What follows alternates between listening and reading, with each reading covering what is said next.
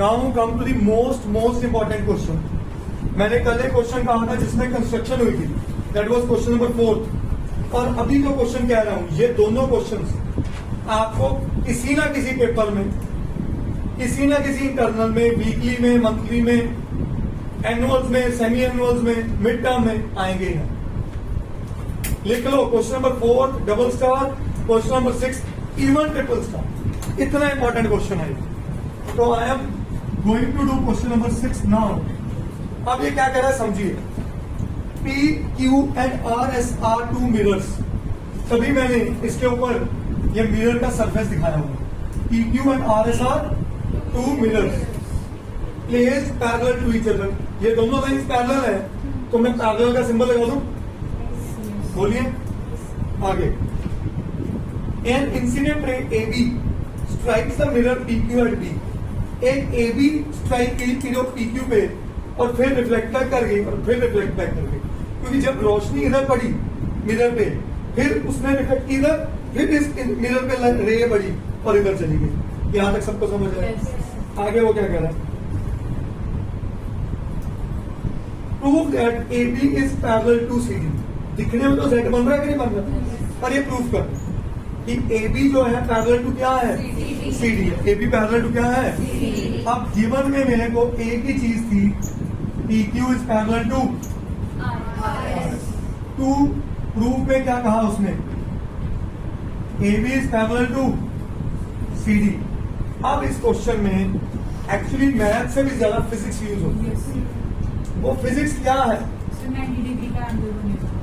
वो तो टेलीग्रामिंग है। फिजिक्स क्या है? Angle of incidence.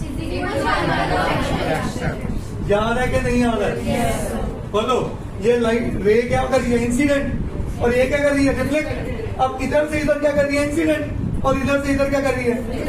और आपने फिजिक्स में इतनी चीज भी पढ़ी होगी कि भाई इंसिडेंट रे और रिफ्लेक्टेड रे जो एंगल ऑफ इंसिडेंस और एंगल ऑफ रिफ्लेक्शन बनाती है, वो हमेशा नॉर्मल से बनाती है। सुना वर्ड क्या नहीं सुना? है देख लो, स्वाति मैम को पूछ लू मैं, सुना है कि नहीं? एंगल ऑफ इंसिडेंस और रिफ्लेक्शन हमेशा नॉर्मल से बनते हैं, और नॉर्मल होता है परपेंडिकुलर ऑन द सरफेस।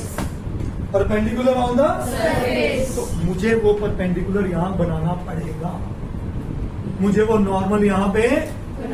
तो मैंने यहां पे क्या लिखा? यहां पे मैं कर रहा हूं construction, draw normals BM and CN। Sachleen ji, आप नोट करने की बजाय समझने पे ध्यान दें। And same you for you बंदना।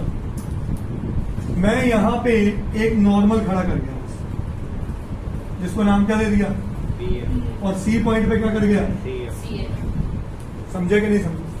अब पैदा कौन हुए? जैसे ही नॉर्मल बना, एक पैदा हुआ इंसिडेंस और एक पैदा हुआ angle of incidence equal to angle of आयरा। ये पढ़ा होगा आप सबने। और ऐसे ही जब ये इधर गई, इंसिडेंस इज इक्वल टू। समझे कि नहीं समझे? बोलिए। ये नॉर्मल बनते ही पैदा हो गए, देन और नॉट? बोलिए। अब आ जाइए इसके प्रूफ में।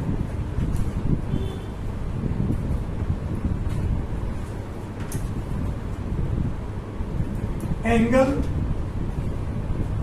ABM, मैंने यहाँ I और R लिखा ताकि आपको प्रूफ में कंफ्यूजन हो।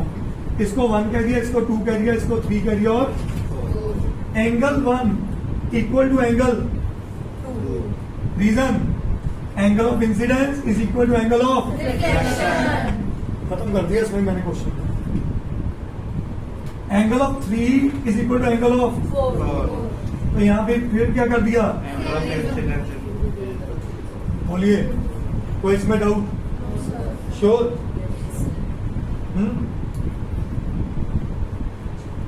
यहाँ पे क्लियर है?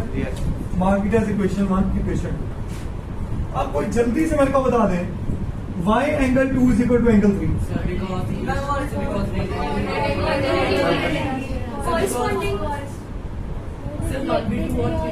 तो कहीं मैंने लिखा 1 और 4 इक्वल है। अच्छा, अब ध्यान से देखना, मैंने इस बोर्ड पे एक नॉर्मल बनाया, परपेंडिकुलर बनाया, इस बोर्ड पे दूसरा नॉर्मल बनाया, ये दोनों आपस में क्या है? है कि नहीं? समझो, अब देखो ऐसे, ये दोनों क्या है? तो ये दोनों नॉर्मल आपस में क्या होंगे? और ये क्या एक्ट कर रहे हैं? तो जब दो नॉर्मल और एक ट्रांसवर्सल एक और जेनिथ वाला जेड बना रहे हैं, तो 2 और 3 क्या होंगे? Exactly Kevin, angle 2 will be equal to angle. अब इसको आपको लिखना पड़ेगा, Y S PM and CN are normals to parallel planes, to parallel mirrors कह लो या lines कह लो.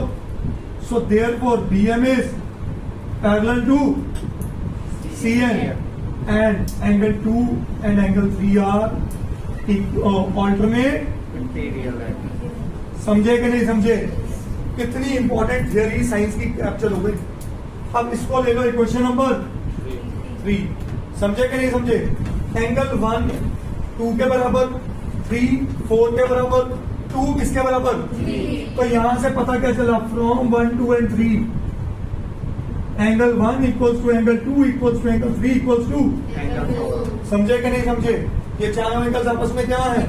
अगर ये चारों इक्वल्स हैं तो देयरफॉर मैं लिख सकता हूं, ध्यान से सुनना, angle 1 plus angle 2 is equal to angle 3 plus angle 4.